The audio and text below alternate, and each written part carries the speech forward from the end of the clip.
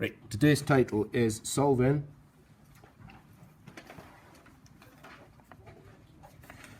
Equations with, so these are cos 2x terms.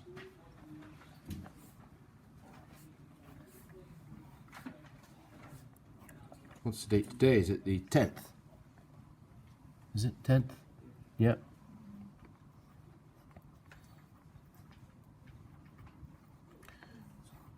Okay. So solving equations with cos 2x terms. So what we need to remember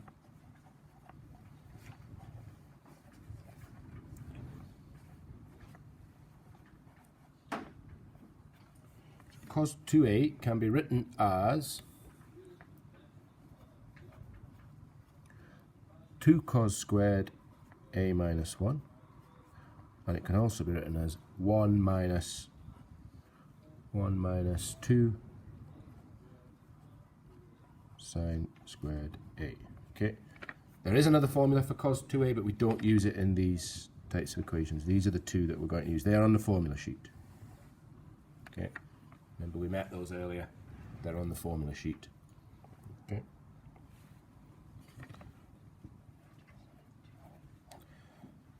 So this is example 1. So we're going to solve cos 2x equals cos x.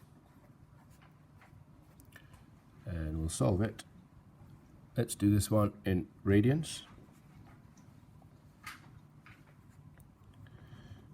Solving between 0 and 2 pi, or if you like 0 and 360 if you prefer rate degrees. Okay. Whenever you see trig equations and they've got a 2x term and an x term, we can't solve that at the moment. Okay, there's no way of solving it when you've got 2x and x. So we need to swap the cos 2x term. Okay, there's two options. Well, there's three options, but there's two to choose from in these. Okay, if your other term is cos x, choose the one with cos x, or cos a in this case. Okay, if that had been sin x, you would use that one. Because this is cos x, you use that one because you want everything in terms of cos. Okay, so we're going to swap cos 2a for 2 cos squared x minus 1 equals cos x. That's my first step. Now my equation is just in terms of cos x, well, cos squared x and cos x. Okay, so that's like step 1. So step 1 is get rid of the cos 2x term. Okay. Step 2, if you need, is you want it equal to 0 because we're going to be factorizing. We've now got effectively a quadratic equation. Okay, so I'm going to bring this term this way. So I've got 2 cos squared x minus cos x minus 1 equals 0. Okay.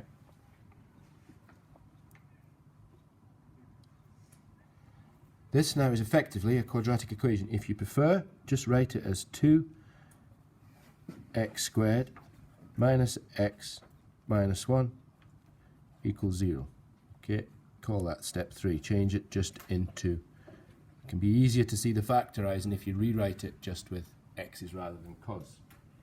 Okay, so now I need to factorize this. Okay, you never get really difficult ones to factorize.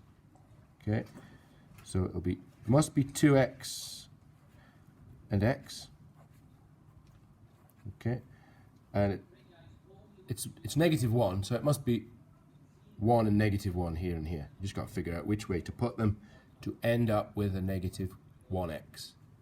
So I think we need to put the negative 1 over here, so that I'll be multiplying 2x by negative 1. That'll be negative 2x, and put the plus 1 in here.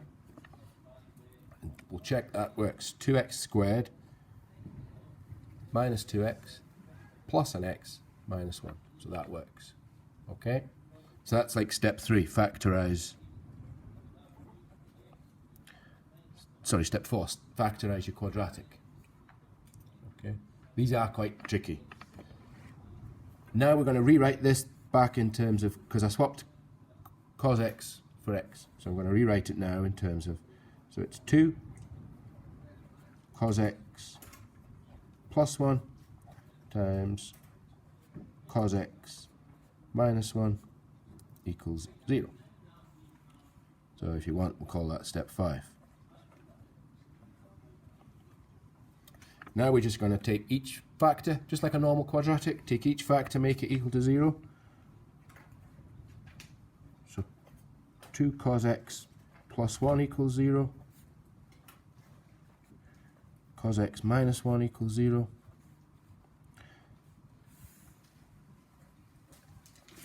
That's step 6.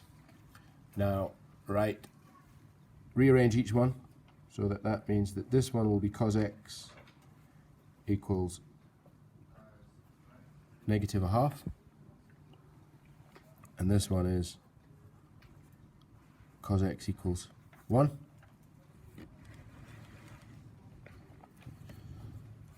I'll solve this one easier because this one first. This one's easier. A wee quick sketch of your cosine graph.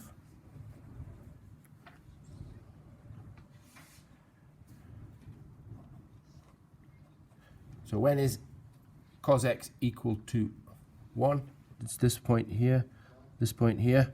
Remember, we're in radians, so it's 0 and it's 2 pi. Okay, that's my 2 solutions from that equation.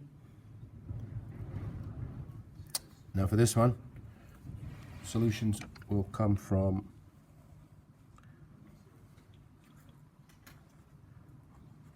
this triangle, 1, 2, root 3. If you prefer, you can do this in degrees and then change into radians, but I'll do it in, so this is 60 degrees, that's pi by 3. And this is 30 degrees, that's pi by 6. Okay, it's a negative, so we'll find the acute angle.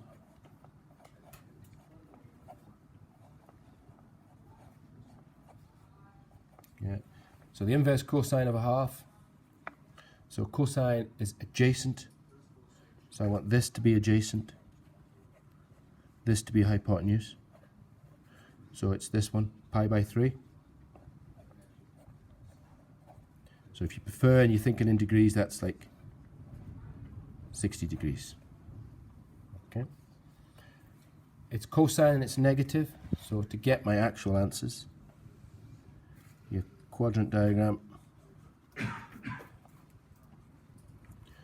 So it's when is cosine negative, so it's in here and here. Okay.